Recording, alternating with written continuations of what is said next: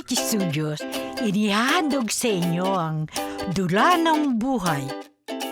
Sa paglalakbay, nag-iipon ka ng mga alaala at tinutuklas ang saysay ng kaloob na tibok ng puso't hininga. Tayo mismo, ikaw, ako.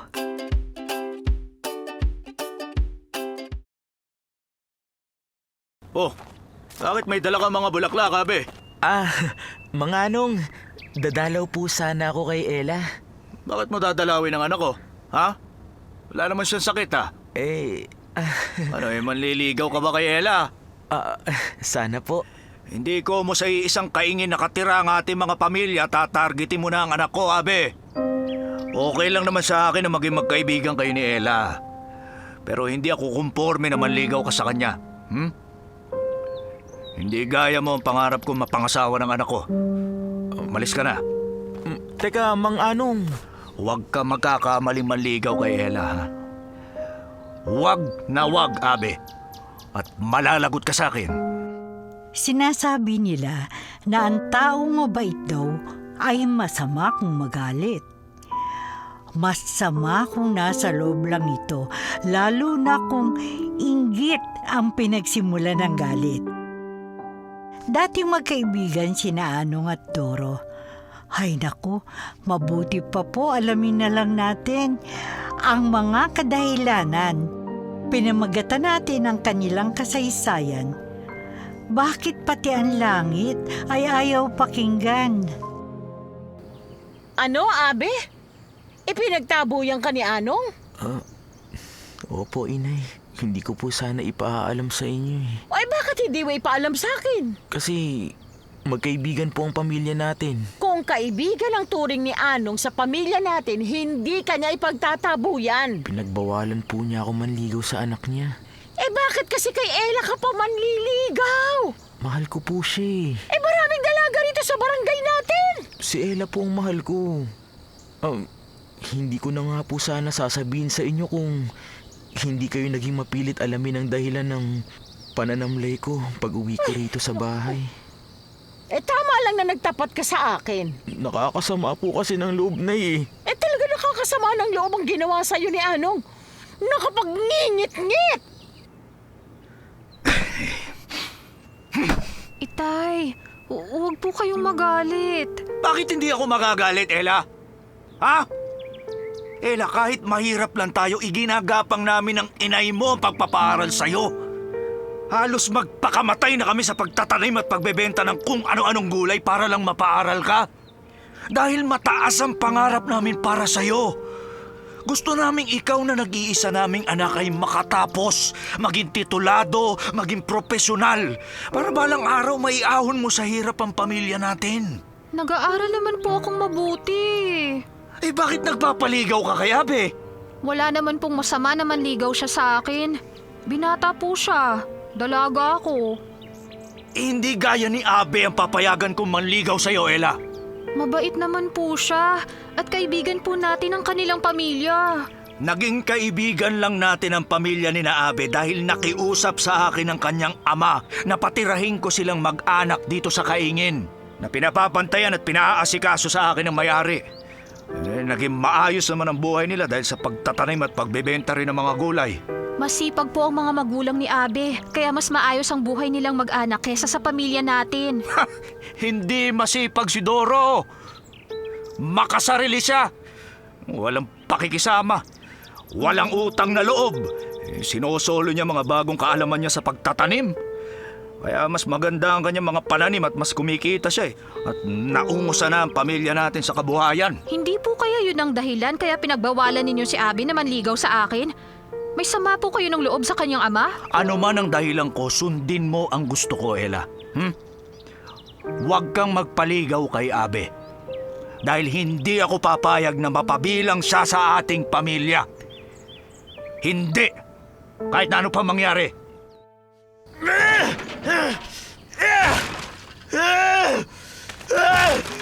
Doro, bakit mo ibinalibag sa lupa ang asarol? Kung totoo yun, nakakapagit-git yung sinabi mo, Fe! Totoo yun. Totoong pinagbawalan ni Anong na manligaw sa anak niya si Abe? At pinagtabuyan pa niya? Oh! Kaya pag uwi ng anak mo kahapon, lulugo-lugo siya. Hindi lang kaibigan ang turing ko kay Anong. Itinuring ko na siyang kamag-anak dahil sa naitulong niya sa pamilya natin. Malaki yung utang na loob ko sa kanya. Utang natin sa kanya kaya napatira tayo rito sa Kaingin. At nagkaroon ng maayos na buhay. Pero hindi ko mamalaki ang naitulong ni Anong sa pamilya natin. Kakawawain niya na si Abe. Hindi nga ako makapaniwalang magagawa yun ni Anong sa ating anak. Kinawawa niya si Abe. Dahil malamang may sama siya ng loob sa akin. Naiinggit lang yun sa pamilya natin. Bakit naman sasama ang loob ni Anong sa pamilya natin? Ha? Bakit siya maiinggit sa atin? Dahil naungusan natin sa kabuhayan ng pamilya nila. Nakakabili tayo ng mga mamahaling appliances. Samantalo sila, hindi.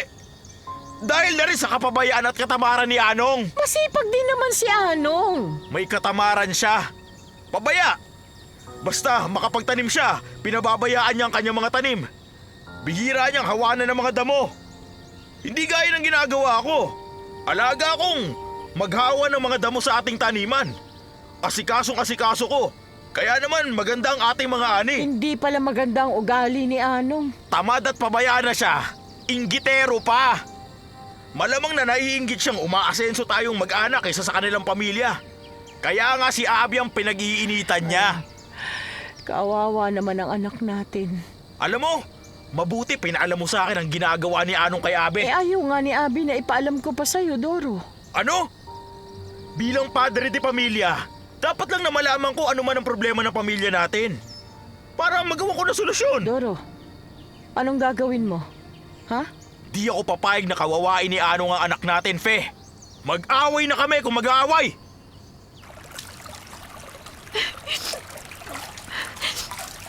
Ano ka ba, Ella? Naglalaba ka umiiyak ka. Nakakasama po kasi nung loob, Inay. Masama ang loob mo na nagpatulong ako sa iyong maglaba rito sa ilog. Hindi po. Lagi naman po akong tumutulong sa inyo sa paglalaba. Saan naman masama ang loob mo? Kay Itay po. Bakit sasama ang loob mo sa iyong ama? Kasi po, Kasi pinagbawalan niya si Abe na manligaw sa'yo. wala naman pong masama na manligaw sa akin si Abby. Masama, Ella. Mali. Hindi tama na manligaw sa'yo si Abe na yon. Bakit po? Dahil tiwala kami ng itay mo na magkaibigan lang kayo. Katraydoran na sa pamilya natin ang ligawang kanya. Inay! Pabor ako sa itay mo, Ella. Hindi ako komportable na manligaw sa'yo si Abe. Hindi ang gaya niya ang gusto namin ng itay mo para sa'yo. Naintindihan mo? Akala ko kung anong dahilan at naparito ka sa taniman ko, Doro. Sisitahin mo lang pala ako na pinagbawalan ko manligaw si Abby sa anak ko. Hindi ko akalaing magagawa mo yun sa anak ko, Anong. Ang ipagtabuyan siya. Nagpapakatao naman siya sa pagpunta sa bahay niyo. Sa pagdalaw sa anak mo. Pero binastos mo siya. Masama ang loob mo sa ginawa ko sa anak mo? Ha? Ganun ba? Kung ako lang maaagrabyado makakapagpasensya ako. Pero ayokong may maapi sa sino man sa pamilya ko. Pwes kung masama ang loob mo sa akin, masama rin ang loob ko sa'yo. Anong? Wala kang pakialam sa pamamalakad ko sa pamilya ko. Karapatan kong piliin kung sino ang dapat o hindi dapat manligaw sa anak ko. Masaktan na masasaktan. Maapi na maapi. Magalit na magagalit. Hayo na ang nangyari. Tuluyang naging mainit ang pagtatalo ni na Anong at Doro. Hayo na nga, hindi na nila binigyan ng konsiderasyon ang damdamin ng kanilang mga anak. Abe, pasensya ka na sa itay ko. Walang problema sa akin. Naiintindihan ko ang itay mo. Salamat sa pagiging maunawain mo. May katuwiran naman ang itay mo Sino nga ba ako para manligaw sa'yo? Huwag mo namang minusin ang sarili mo. Ella, mahirap lang ako. Parehas lang ang pamumuhay natin. Mataas ang pangarap na itay mo para sa'yo. Hindi kagaya ko ang gusto nila para sa'yo. Mula nang ipagtabuyan ka ng itay ko, hindi ka na tumawag sa akin. Huwag sanang sumama ang loob mo. Hindi masama ang loob ko sa itay mo, Ella. Kahit tutol sila sa akin, walang nababago sa damdamin ko sa'yo. Abe, Mahal pa rin kita. Anong? Sobra ka naman kung magsalita. Hindi, Doro, sinasabi ko lang sa'yo ang nasa loob ko. Ha? Para namang wala tayong pinagsamahan yan. Mayroon ba akong ipinakisamang hindi maganda sa'yo? Dati naman maayos ang pagsasamahan natin Dahil sa iisang kaingin lang nakatira ang mga pamilya natin. Hindi ko muna sa isang lugar ang mga pamilya natin. Kukonsintihin ko na ang kahibangan niyang si Abe. Mabuting tao ang anak ko. Dahil ako nagpalaki sa kanya, Anong? Hindi, traidor siya katulad ng kanyang ama. Tiwala ako na kaibigan lang siya ng anak ko. Pero bantay sa lakay pala yung anak mo. Mapagsamantala. Hindi mapagkakatiwalaan. Kanino pa nga ba magmamana yung anak kundi sa ama, hindi ba? Bawiin mo yung sinabi mo! Ha? Bawiin mo! Bakit? Ha? Bitiwan mo kwelyo ko, Doro. Ha? Bitiwan mo ako! Bakit mo ako sinundok? Ha? O bakit? Ha? Ano, lalaban ka? Lalaban ka? Sige, magkamay tayo! Hindi kita uurungan! Lulumpuhin kita, Doro! Gawang lulumpuhin ko!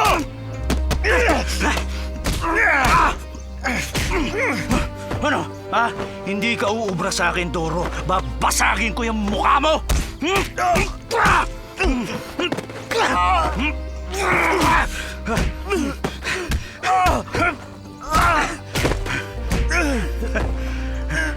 Puro kayabang, hanggang tiyan ka lang naman pala.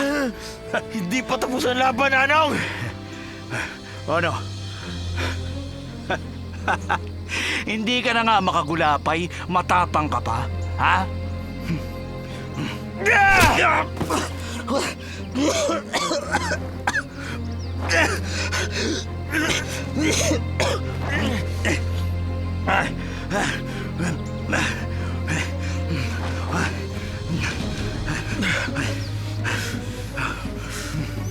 Ngayong kinakapos ka na ng hininga. Tingnan ko na lang kung uubra ka pa sa akin ngayon!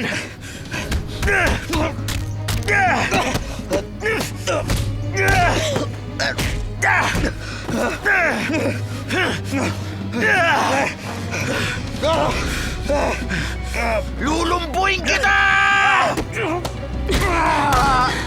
Doro! Doro, tama na! Remy! Tigilan mo ng pananakit kay Anong! Remy! Kapag hindi mo tinagilan ang pananakit sa asawa ko, ihahampas ko sa ulo mo ang kahoy na ito! Yang asawa mong nag-umpisa ng away namin! Anong si Anong ang nag-umpisa ng away ninyo? Ikaw ang nanugod sa kanya rito sa aming taniman! Remy! Lumayas ka rito, Doro! Kapag hindi ka lumayas, naku, masasaktan ka na sa akin! Layas! Faye, masakit! Hayaan mong malagyan ko ng gamot yung mga sugat sa mukha mo, Doro. Maupo ka lang dyan, ha?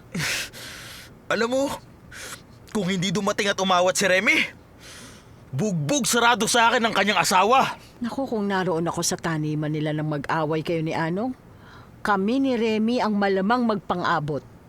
Sukat kinampihan agad niya ang kanyang asawa Nauna pa lang nananakit sa'yo. Wag lang magkakamali ang Anong na yun na awayin ulit ako. Hindi ako magpapaagrabyado sa kanya, no? Sa susunod na magpang-abot uli kami, lulumpuhin ko na siya! Huwag mong ibuntun sa mesa natin ang ngingit mo, Anong. Nasusugatan pa ang kamay mo. Remy, alam mo namang sa lahat ng ayoko yung naagrabyado ako. Nasaktan mo rin si Doro. Putok ang labi niya at kilay niya. Pero dalawang mata ko, tingnan mo. Nagka-black eye ako Ha? Nagsisisi nga ako at hindi ko pa siya nahampas ng kahoy sa ulo. Para kahit paano naiganti kita sa kanya. Remy, hayaan mong ako yung gumanti kay Doro. Ha? Anong? Nakalamang siya sa unang away namin.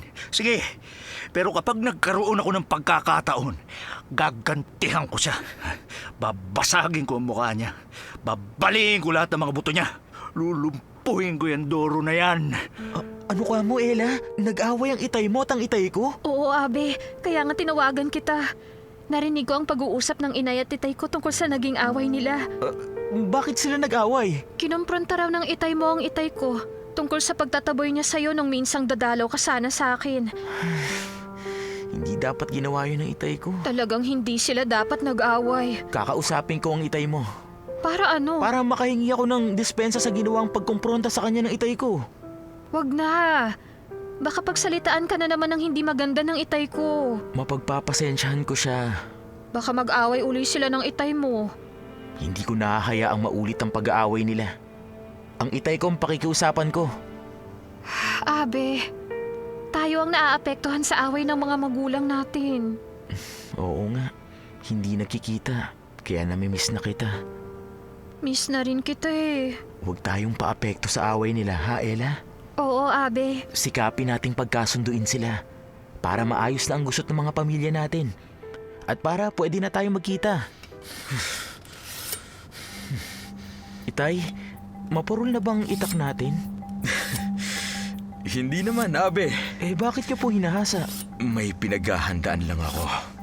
Ano pong pinaghahandaan ninyo? Wala naman. Itay, iwasan niyo na pong mag-away uli kayo ni Mang Anong. Sino ang nagsabi sa'yong nag-aaway kami? Nabalitaan ko po sa isang kalugar natin na nakakita sa pag-aaway ninyo ni Mang Anong sa kanilang taniman. Abe, hindi ako makikipag-away kung hindi ako inaway.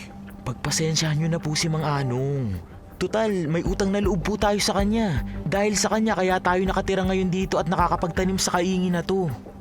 Abay, hindi ko may utang na loob tayo kay Anong. Magpapaagrabyado na ako sa kanya. Tay, sikapin niyo pong makasundo siya. Abe, pwede ba wag mo akong tuturuan? Alam ko ang dapat kong gawin. Itay, Hindi ako magpapakumbaba sa Anong na yun, ano? Para lumaki ang ulo niya? Abe, huwag kang makikialam sa away namin, pwede? Baka madamay ka lang sa ngit-ngit ko sa kanya. Ella, Ha? Abe, namimiss na kita kaya pinuntahan kita rito sa ilog. hindi ka dapat na parito. Kahit nasabi ko sa'yo nang tumawag ka sa akin kanina na maglalaba ako rito ngayon, Bakit? susunod sa akin dito ang inay ko. Kinauna lang niya ako. Ella, Ayan na pala siya.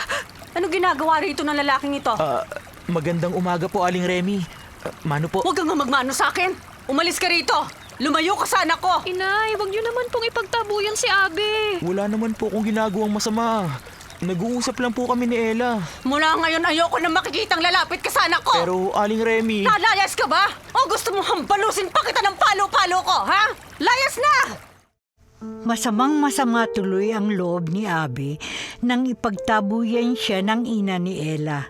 Sa nangyaring yun, nanggalaitan naman sa galit ang ina ng binata. Nay! Huwag niyo naman pong ihampas ang sandok sa mesa. Sobrang pang-aapi sa'yo ng Remy na yun, Abe! Hindi ko na po sana gustong malaman niyo pa yun. Hindi ka pa malalaman ang ginawa niyang pagtataboy sa'yo sa ilog kung hindi pa nagsumbong sa akin ang kakilala kong nagpapastol ng kalabaw na nakakita Sa pambabastos sa'yo ng Remy na yon! Nay, pagpasensyahan na po natin si Aling Remy. kung ako lang aapihin niya. Mapagpapasensyahan ko siya eh. Pero hindi ka mapapalampas na kawawain ka niya. Kung inaayawan ka niya para kay Ella, ayaw ko rin sa anak niya para sa'yo. Inay! Kapag nagkita kami ng Remy na yun, humanda siya sa akin! Remy! Sa dami naman ng mga nakatira sa barangay na ito, ikaw pang nakasalubong ko! Eh bakit ba ang sama ng tingin mo sa akin? Ang sama ng ginawa mo sa anak ko, ha? Hindi naman sa'yo ang ilog. Ipinagtabuyan mo roon si Abe na parang hayop. Kasalanan niya.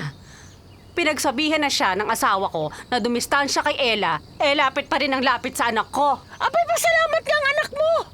Kahit hindi siya kagandahan, pinapansin siya ni Abe. Ha? Ano ka mo? Sinong hindi kagandahan? O sino pa? Pwede ang anak mong kamukha mo. Kung makapamintas ka eh, akala mo wala kang kapintasan? Kung hindi ka pa mukhang sandok, Ikaw ang mukhang sandok! naku, wag mo akong pandidilatan. Sampaling kita riyan, makita mong hinahanap mo. Subukan mo kung kaya mo. Subukan pala, ha? Ha? Ay! Yan ang gantik ko sa pang-api mo sa anak ko! Hindi lang ikaw ang marunong manampal! Ha? Kakalbuhin kita! Bitawan mo yung buhok ko! Ikaw ang kakalbuhin ko! Hindi ako magpapatalo sa'yo! Di lang kita sasabunutan rin! Ibubuwal kita!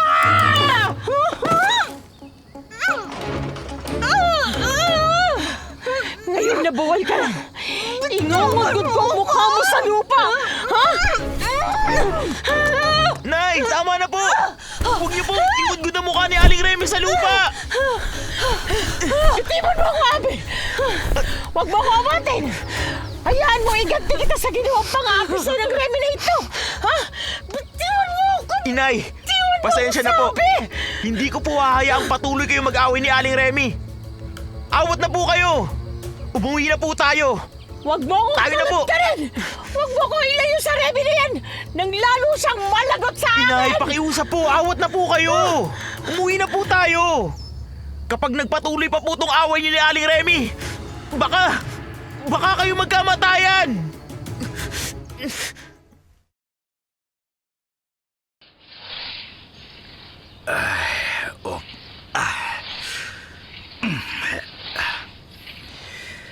Ay, basta umulan talaga o ang bilis humaba ng mga damot talahib dito sa aming taniman.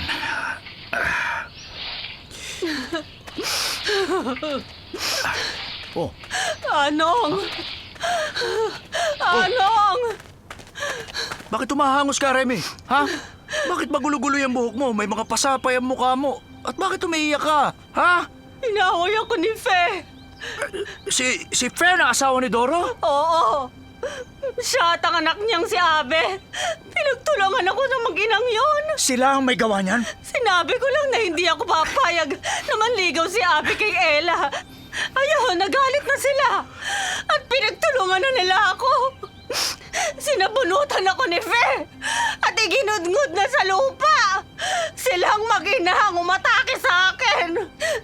Kaya nasaktan nila ako. Huwag kang mag-alala, Remy. Gaganti tayo sa kanila. Papabarangay natin sila. Hindi. Walang saysay na magreklamo tayo sa barangay dahil pagkakasunduin lang nila kayo ni Fe. Papayag ka bang maaapi na lang ako? Hindi, Remy. Ako ang bahala. Ako ang bahala. Susugurin mo si Fe? Hindi. Kapag sinugod ko sila, baka ako pa ang ipabarangay nila. Paano mo ako maigaganti? Pag-iisipan ko, Remy. Pagpaplanuhan kong mabuti kung paano tayo makakaganti sa pamilya ni Nadoro. Naging malubha na nga ang alitan ni Nadoro at Anong. Ay dinagdagan pa ni Remy ng maling sumbong ang galit ng asawa.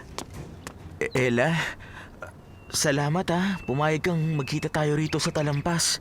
Hindi ako naniniwala sa sumbong ng inay ko, Abe. Na pinagtulungan yun ng inay mo na saktan siya. Talagang hindi ko magagawang sakta ng inay mo. Umawat lang ako sa nakita kong pag-aaway nila ng inay ko. Lumalala ang away ng mga magulang natin. Kaya nga tinawagan kita para magkita tayo. Para mapag-usapan nating mabuti kung anong mabuting gawin. Para magkasundo na sila. Ella! Ella, ang itay mo! Abi, walang niya ka! Itay! Huwag niyo pong sagurin si Abe! Huwag mo akong kamatay, Lela! Tigilan mo ako! Ha? Huwag kang pumagitna sa amin ng lalaking yan na nanakit sa inay mo! Mang Anong, hindi ko po sinaktan si Aling Remy! Sinungaling ka! Wala po kayo sa akin! Itay, naniniwala po akong nagsasabi ng totoo si Abe. Ano? Ha? Talagang mas maniniwala ka sa ibang tao kaysa sa sarili mong inay, Ella? Matagal ko na pong kakilala si Abe. Huwag mong kampihan ang ibang tao kaysa sa sarili mong magulang, Ella. Hayaan mong maiganti ko ang pang-aapi nila sa inay mo, Ella. Itay, huminahon po kayo. Kabisado ko rin po si inay. Kapag galit po siya, kung minsan nakapagsasalita siya ng hindi maganda sa kanyang kapwa. Nagbibintang po siya ng hindi naman totoo. Dala ng sobrang galit niya. Bakit ka pa nakipagkita sa lalaking yan? Ha? Gusto lang po naming pag-usapan kung ano ang mabuti naming gawin para mapagkasundo kayong mga magulang namin. Inuulit ko sa'yo, huwag ka nang makikipagkita sa lalaking yan. Nakuha mo? Itay! Umuwi na tayo! Halika na! Itay! Huwag niyo po akong kaladkarin! Baka po tayo madapa! Itanim mo sa utak mo ang sinabi ko, Ella. Kapag nakipagkita ka pa sa abi na yan, malalagot ka sa akin! Anong klase kang anak, Ella? Naagrabyado na akong sarili mong ina. Ibang tao pang pininiwalaan at kinakampihan mo. Inay, hindi naman po sa kinakampihan ko si Abi. Pinapanigan mo siya, Ella! Dahil malamang meron ka ng pagtingin sa lalaking yon. Itay, magkaibigan lang po kami ni Abe! Yan ang sabi mo. Eh, anong bang malay namin kung nagsasabi ka ng totoo? Oo nga naman, Ella. Baka bukas makalawa, malaman na lang namin na magkarelasyon na kayong dalawa ng Abe na yon. At baka sumama ka na makipagtanan sa kanya. Yan ang wag na wag mong gagawin, Ella! Itay, Inay, wala naman po kaming hangad ni Abe, kundi maging maayos ang pagsasamahan ng pamilya nila at ng pamilya natin. Bakit hindi niyo po kami maintindihan? Bakit po kayo nag-aaway-away? Dati naman po natin silang kasundo eh. At karamay sa hirap at ginhawa. Nagtutulungan po tayo. Nagdadamayan sa problema ng bawat isa. Hindi po ba maaaring magbalik ang dating magandang pagtitinginan ng pamilya natin at ng pamilya ni na Abe? Para rin po sa kabutihan at kapakanan nating lahat.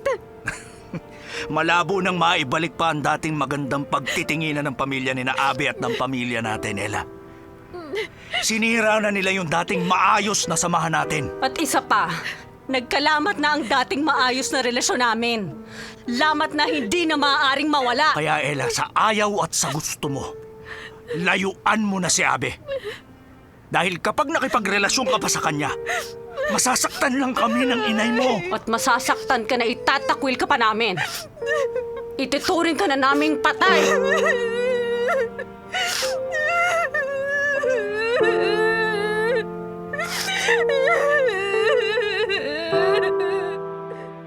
Napaiyak na lang si Ella sa labis na sama ng loob sa bantang pagtatakwil sa kanya ng mga magulang niya. Samantala, tiniyak din ni na Fe at Doro na hindi sila papayag na mapabilang sa kanilang pamilya si Ella. Abe, bakit ka napailing? Maraming babae. Anak, marami na kahihigit kay Ella na matatagpuan mo. Pero si Ella po ang mahal ko, Inay. Itay, huwag mong igiit ang gusto mo. Huwag mo kaming suwayin ng itay mo. Dahil lang sa Ella na yon, ha? Inay, mula po pagkabata ko, naging masunuri na ako sa inyo ni Itay.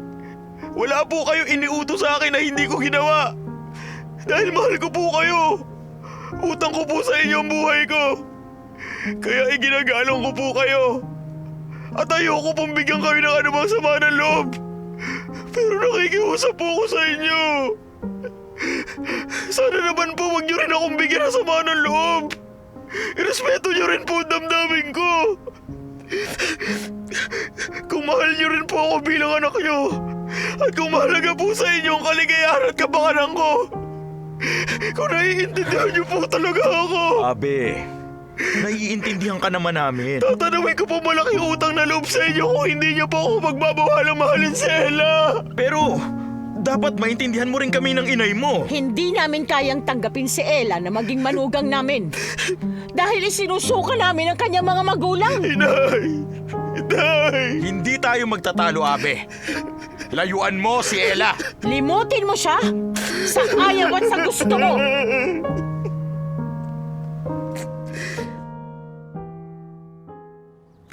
Kung iginiit ni Ella yung pagkampi at pagmamalasakit niya kay Abe, malamang nasakta namin siya ng inay niya. Anak lang naman namin siya. Dapat lang siyang sumunod sa gusto namin mga magulang niya. At hindi kami ang magiging sunod-sunuran sa kanya.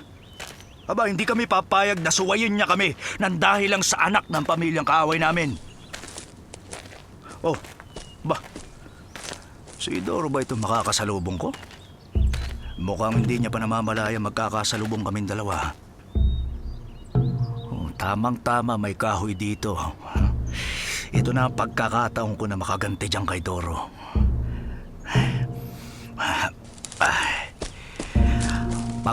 Pagdaan niya rito sa pinagtataguan ko.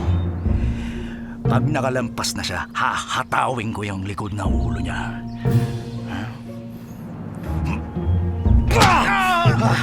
Ano? Ha?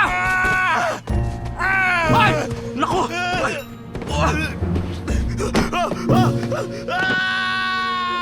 Naku! Napakatarik ng pinagkahulugang Panginidoro. Tuloy ako napatay si Doro.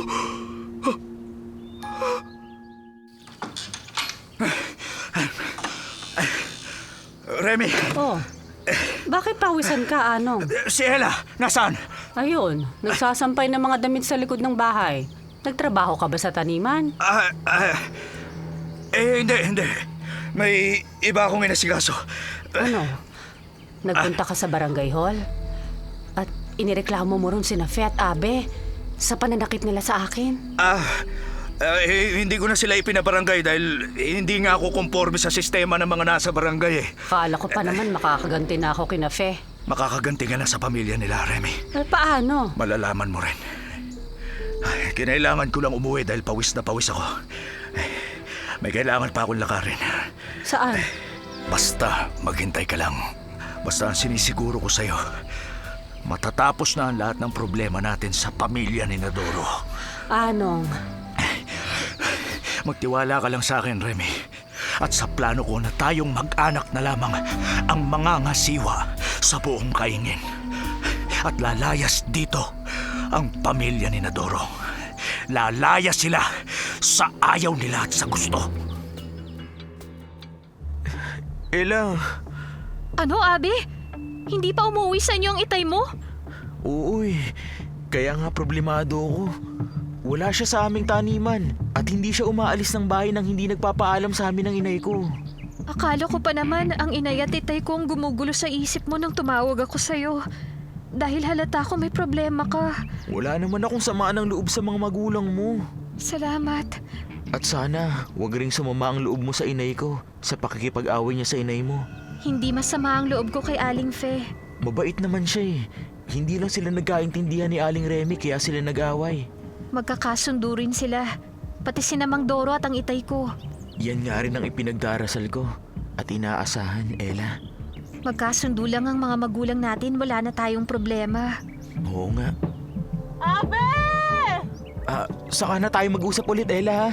Sige, saka na kita tatawagan ulit. Kapag may pagkakataon ako naman ang tatawag sa'yo. Kapag may balita na sa itay mo, tawagan mo ko agad, ha? Oo, sige. Gaya mo, nag-aalala rin ako kay Mang Doro. Sana walang masamang nangyari sa itay mo, kaya hindi pa siya nakakauwi sa inyo. O paano? Sige na, Ella. Lalapit na ako sa inay ko. Sige, bye. Bye. Inay? Bakit po? Masama ang hinala ko sa dahilan ng hindi pag-uwi ng itay mo, ko.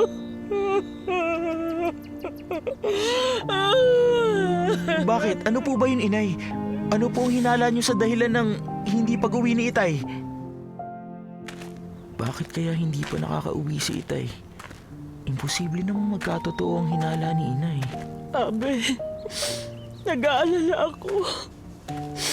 Baka ibang babae ang dahilan kaya hindi pa nakakauwi ang itay mo.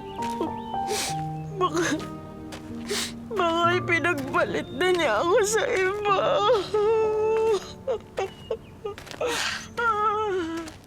Hindi ako naniniwalang magagawa ni Itay na lokohin si Inay. Natatandaan ko pang sinabi ni Itay sa akin. Mahal na mahal ko ang inay mo, Abe. At dahil sa pagmamahal ko sa kanya, hindi ako matutokso sa ibang babae. Ang inay mo ang tanging babaeng mamahalin ko habang ako'y nabubuhay. Naniniwala ako kay Itay. Dahil mula nang magkaisip ako hanggang sa ngayon, wala akong nakita o nabalitaan na natukso siya sa ibang babae. Itutuloy ko ang paghanap kay Itay.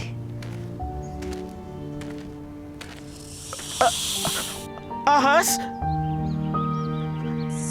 May ahas dito malapit sa aming taniman? Diyos ko! Baka natuklaw na ng ahas ang itay ko! Kumusta, Abe? May balita na ba sa itay mo? Wala pa eh, Ella. Akala ko pa naman nakauwi na sa inyo ang itay mo kaya tumawag ka sa akin. Tinawagan lang kita, Ella, para pag-ingatin ka at ang inyong pamilya. Dahil may nakita akong malaking ahas sa ating kaingin. Malaking ahas? Oo, nang makita ko, binato ko kaagad. Pero hindi ko tinamaan at mabilis na gumapang hanggang sa nawala sa talahiban. Dito yun, malapit sa puno ng mangga. Kaya mag-iingat kayong mag-anak pag napadaan kayo rito, ha? Oo.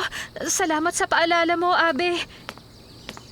Napakatigas talaga ng ulo mo, Ella. Inay! Pinagbawalan ka na namin ng itay mo, hindi ba? Na makipag-usap sa Abi na yon. Pero hindi mo kami sinunod. Tumawag lang po si Abi para bigyan tayo ng babala. Para pag-ingatin po tayo. Kasi nakakita raw po siya ng malaking ahas dito sa kaingin. Lokohin mong sarili mo. Akin na nga yung cellphone mo. Inay! Hello? Abi? Aling Remy! Huwag na huwag ka nang tatawag kay Ella. Ha? Naintindihan mo? Kapag kinausap mo pa ang anak ko, susugurin kita sa inyo. Magkagulo na tayo kung magkakagulo. Ano, Abe? Baka natuklaw ng ahas ang itay mo. Yun po ang inaalala ko, Inay. Dahil malapit po sa taniman natin ang ahas na nakita ko. Sabi mo hindi mo naman nakita ang itay mo. Kung natuklaw siya ng ahas, ipapaalam niya sa atin. Uuwi siya para matulungan natin siya. Baka dumiretso na po siya sa doktor sa bayan para magpagamot. Kung totoong natuklaw ng ahas ang itay mo, sana maagapan siya magamot, Abi. Hindi ko matatanggap na may masamang nangyari sa itay mo. Sana hindi siya napahamak.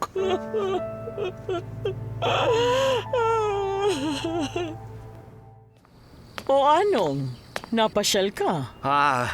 Aling Daria. Naparito ho ako sa bahay ninyo dahil bilang kayo ho ang may-ari ng kaingin na ipinagkatiwala ninyong pangasiwaan at tirhan ng mag-anak ko. Dapat po ninyong malaman yung hindi magandang nangyayari sa lupa nyo ngayon. May problema ba sa kaingin? Yung pamilya ho kasi na pinagkatiwalaan ko at ipinakiusap ko sa inyong makitira rin sa inyong lupa. Ang pamilya ni Nadoro? Oo, sila nga po. Nasa kanila po kasi ang problema eh. Oo, anong problema sa pamilya ni Nadoro? Kasi ho, Aling Daria, pinagnanakawan ho nila kayo. Ano? Ang pamilya ni Nadoro? Mga magnanakaw? Hindi makapaniwala ang may-ari ng kaingin sa sumbong ni Anong. Subalit pinatunayan ni Anong ang paratang niya laban sa pamilya ni Nadoro.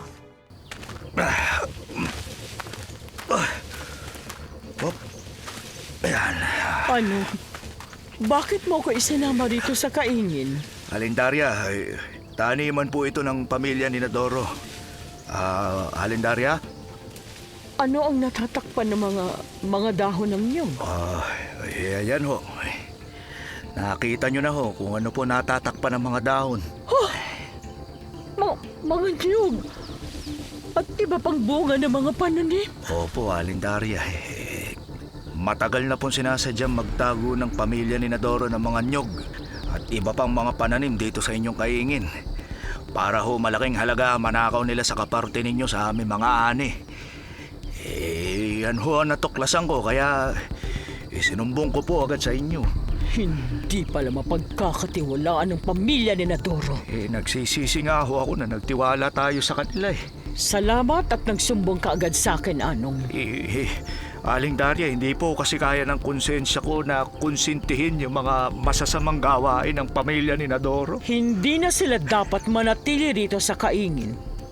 Hindi ko kailangan sa aking lupa ang mga magnanakaw.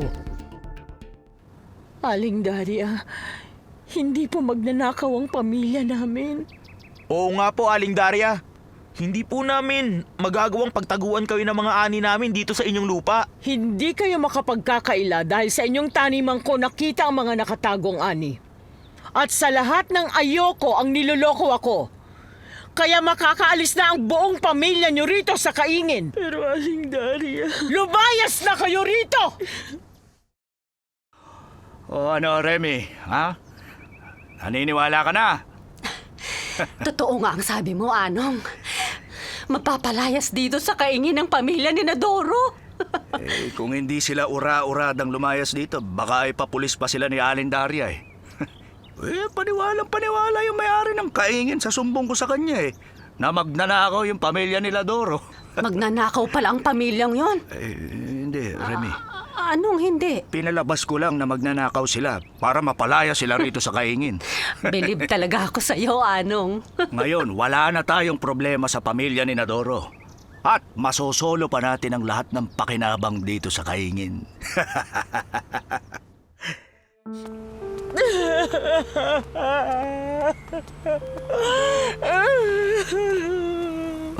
Bakit tumigil po kayo sa paglalakad, Inay?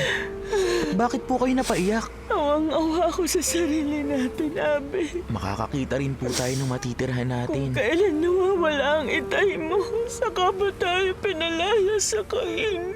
Hindi naman po tayo maaaring manatili ron. Dahil galit na galit sa pamilya natin si Aling Daria. Wala naman siyang karapatang magalit sa atin. Dahil hindi totoo ang bintang niya sa atin. Yun na nga po ang pinagtataka ko, Inay. Dati naman pong mabait si Aling Daria. Pumayag nga po siyang makitira tayong mag-anak sa kanyang kaingin. At palagi pa siya nagpapasalamat tuwing nag-ientrega kami ni Itay sa kanya ng kaparte niya sa mga inaani natin sa kanyang lupa. Takang-taka rin ako. Bakit kaya biglang-bigla na pinagbintangan ni Aling Daria na magnanakaw ang ating pamilya? At pinalayas niya tayo sa kanyang kaingin. May tumatawag po sa cellphone ko. Sana ang itay mo na yan. Si Ella po. Abe, Sandali lang po ha, kakausapin ko siya, Inay. Pakiusap po. Pakiusap. bahala ko. Hello, Ella? Abe, nasan na kayo ng inay mo? Narito kami sa highway, Ella. Malayo-layo na kami sa kaingin. Hindi kayo dapat pinalayas ni Aling Daria sa kanyang lupa. Hindi totoo ang bintang niyang magnanakaw ang inyong pamilya. Salamat sa pagtitiwala at pagmamalasakit mo sa amin, ha, Ella? Abe, alam kong walang kasalanan ng pamilya niyo. Ang itay ko ang may kagagawan kaya napagbintangan kayong magnanakaw. Ha? Ang Itay mo? Oo, narinig ko sa pag-uusap nila ng inay ko. Kaya tinawagan agad kita. Ella? Ella? Sige na, Abe. Tinatawag na ako ng inay ko. Sige, Ella. Salamat sa tawag mo, ha? Abe! Fe! Abe, Abe, ang itay mo. Ano, Doro? Nahulog ka sa bangin? Oh, Fe. May pumalo kasi sa ulo ko. Kaya nawalan ako ng malay. At gumulong pababa sa matarik na bangin. Itay, sino pong pumalo sa ulo niyo? Hindi ko maalala, Abe. Ang pasalamat ko na lang, nasa halip na sa malalaking bato. Sa tubig ako bumagsak. At nagkataong may bangkang napadaan sa ibaba ng bangin. Iniahon ako ng mangingisda at dinala niya kaagad ako sa ospital. At doon na nga ako nagkamalay.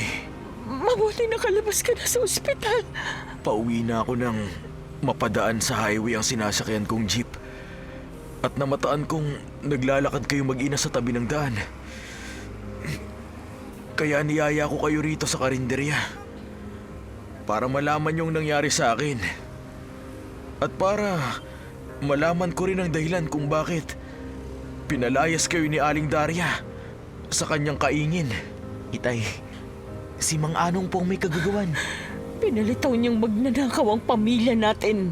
Kaya nagalit po sa pamilya natin si Aling Daria. Mabuti na lamang tumawag si Ella kay Abe at ipinaalam ang totoo. Hindi naman po kasi konforme si Ella sa masamang ugali ng kanyang mga magulang. Si Anong yun. Malamang na siyang pumalo sa ulo ko. Kaya nahulog ako sa bangin. Siya lang ang nakaaway ko. At wala akong ibang maaaring paghinalaan kundi siya. Doro, Ako ang taong hindi pumapayag na maagrabyado, Fe. Gaganti ako sa lahat ng atraso ni Anong sa pamilya natin.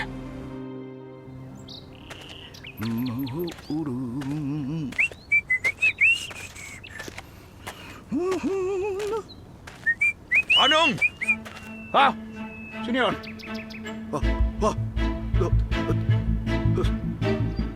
Doro? Gulat na gulat ka, ha? Dahil akala mo patay na ako? Akala mo napatay mo na ako matapos mong paluin ang ulo ko? Kaya nahulog ako sa bangin? Wala akong alam sa sinasabi mo, Doro. Wala. Malas mo lang, Anong. Dahil hindi mo ako napatay. Doro. At malas mo dahil ako Doro. ang inagrabyado mo! Ibaba mo na kita, Doro! Wag! Wag! Wala kang aatrasan, Anong! Baka- Panginayang nasa likuran mo! Wag! Sa dami at laki ng atraso mo sa pamilya namin, malaki ang pagbabayaran mo sa akin! Doro, Sisigilin nakikiusap kita ako. ng mahal! Doble! Hindi! Doro! Triple sa utang mo! Sisigilin ko Doro! sa'yo! Doro! Bawa ka! Wag! Wag! Kung nakailag ka man sa unang hataw ko sa'yo, sisiguraduhin ko sa mga susunod na atake ko, hindi mo na maiilagan! Doro! Maghulog siling ka! Nakikiusap ako, Doro! Wag! Wag! Tahimik akong tao. Doro! Wag! Wag! Wala akong inaagrabyado! Dahil ayoko maagrabyado ako! Wag! Wag! Doro! Masama akong maapi. Kapag ako'y naapi, ako ay naghihiganti! Naghihiganti! Ah! Wag! Doro! Wag! Wag! Pasalamat ka, ano? Nadaplisan ka lang sa braso. Sa susunod na mga hataw ko sa'yo, mabibiyak na ang katawan mo at didilig na ang iyong dugo sa lupa! Doro! Bawa ka! Wag, Doro! Inaamin ko sa'yo.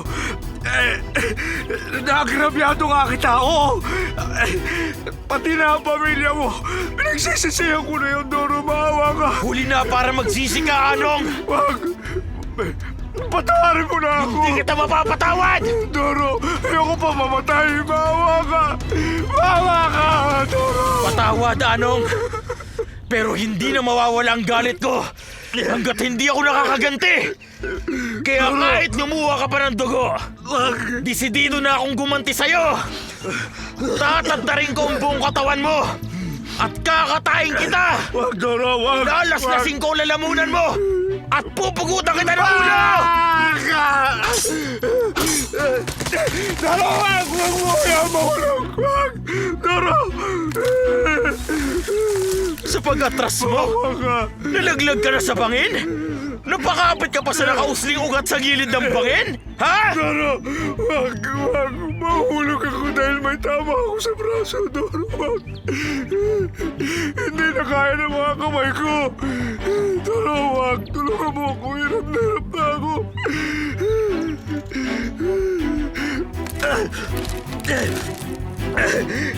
Kapag napabitiw ako, tiyak na mamamatay ako! Napakalaki ng mga bato sa ibaba, Doro! Mawa ka! Kumawa ang pamilya ko kapag namatay ako! Wag! Doro, pakiusap! Tulungan mo ako! Tulungan mo ako! Kunin mo ang kamay ko! Iligtas mo ako! Mawa ka sa pamilya ko, Doro! Parang awa mo na! Mawa ka sa akin! Wag!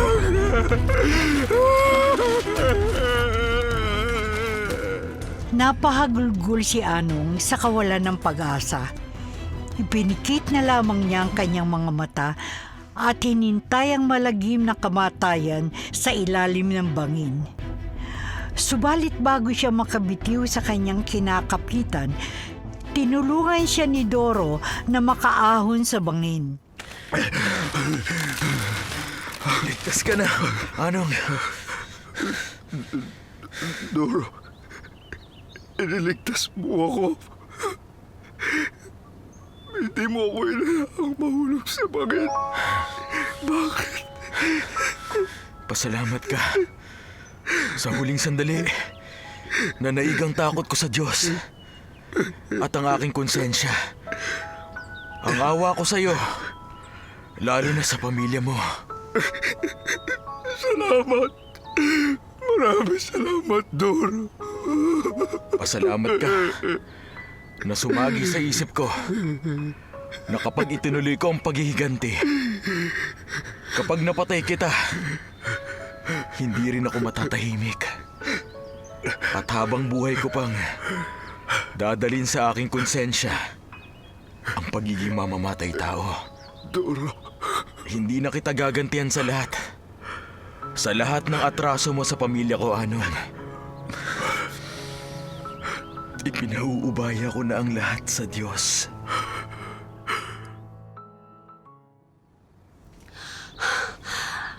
Anong, hindi ako makapaniwala. totoo, Remy. Kung hindi ako tinulungan ni Doro, Hindi na ako makakauwi pa ng buhay. Si Doro? Si Doro pa ang nagligtas sa'yo? Oo. Utang ko kay Doro ang pangalawang buhay ko. Kaya susuklihan ko ng tulong ang kabutihang pinakita niya sa akin. Itutuwid ko ngayon ang lahat ng nagawa kong pagkakamali sa pamilya niya. Gagawin ko ang lahat para mapabalik sila dito sa Kaingin. At upang huling maibalik ang dating maayos at magandang samahan ng pamilya natin at ng pamilya ni Nadoro.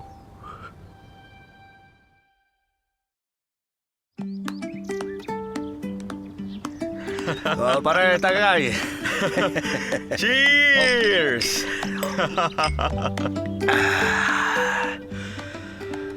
Ay, nako.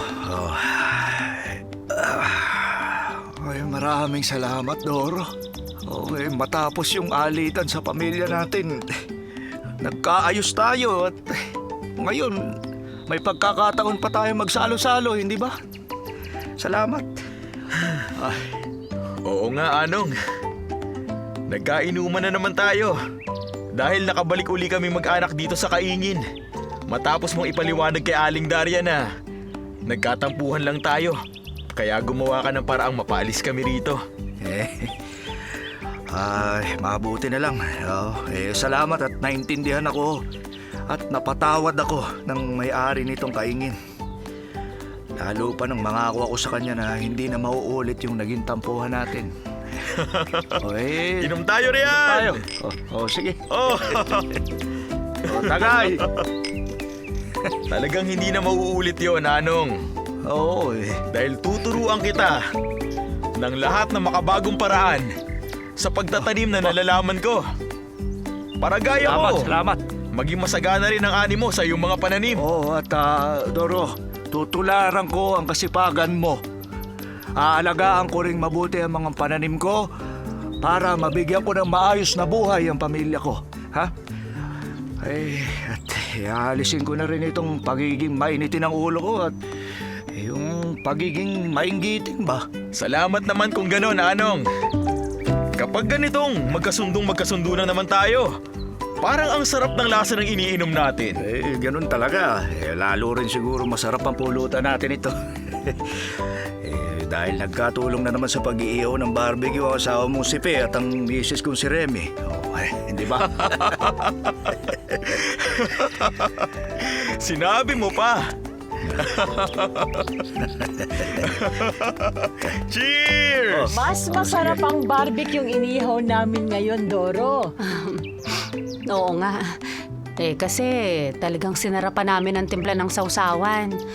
Bilang, alam mo na, selebrasyon sa pagkakasundo-sundo uli ng mga pamilya natin. Remy, ay, kapag naaalala kong naging pag-aaway-away natin, natatawa ako. Naku, ako man, Pe. Para tayo mga bata nun. Ayos lang naman na maging para mga bata tayo sa itsura.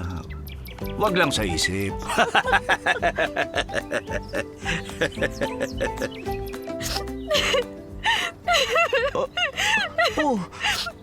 Bakit ka napaiyak, Ella? Sa tuwa, Abe. Kasi nagkasundo na uli ang parents natin. Kaya nagkakabiruan at nagkakatawanan na naman sila sa di kalayuan. Oo nga. Parang hindi sila nag-away-away. Ang pag-aaway naman ay hindi maiiwasan kung minsan. Lalo na sa magkakasama. Parang kanin at dila na nagkakagatan kung minsan. Pero hindi ang pag-aaway ang importante, kundi ang pagkilala sa pagkakamali at ang pagpapatawad sa nagkamali. Ganyang nagkasundo na uli ang mga magulang natin at nalampasan na ng kanya-kanyang pamilya natin ang pagsubok ng away-bating relasyon. Oh, paano naman tayo? Ha, Ella? Ang kamay ko naman, Abi. Hindi ko lang hahawakan ang kamay mo.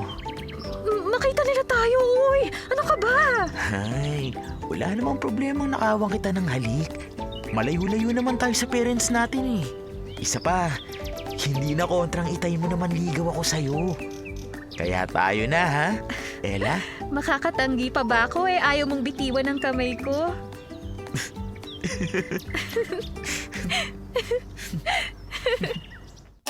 Hay nako, balik sa dati sina Anong at Doro.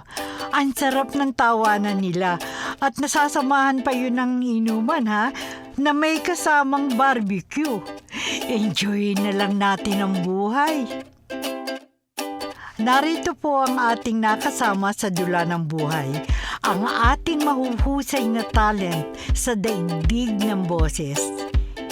Steve De La Cruz, binusesan si Anong. Ann P, binusesan si Ella. Owen Kaling, binusesan si Remy. Wendy Villacorta, binusesan si Fe at si Daria. Ivan Uy, binusesan si Doro at si Abe. Hindi mabubuo ang production kung wala ang writer nating si Cairo Aquino. Ang direktor ninyong si Lucy Quinto. Naglapat ng tunog na si Lay at Kay Padlan. Ang technician na si Federico Fabian. At ang nagmix ng kalahatan na si Ray G. Fabian. Ang naglagay ng caption ay si Michelle Nucum. At coordinator na si Christy Interno. Project manager na si Action Man. Pinagsama-samang mga talino upang makabuo tayo ng isang magandang pagtatanghali. Hanggang sa susunod po mga minamahal kong tagapakinig. Pansamantala ay magpapaalam muna ako sa inyo. Promise po, maghahanda ako ng isa pang natatanging kasaysayan dito sa Dula ng Buhay. Ito pa rin po ang inyong Tita Lucy.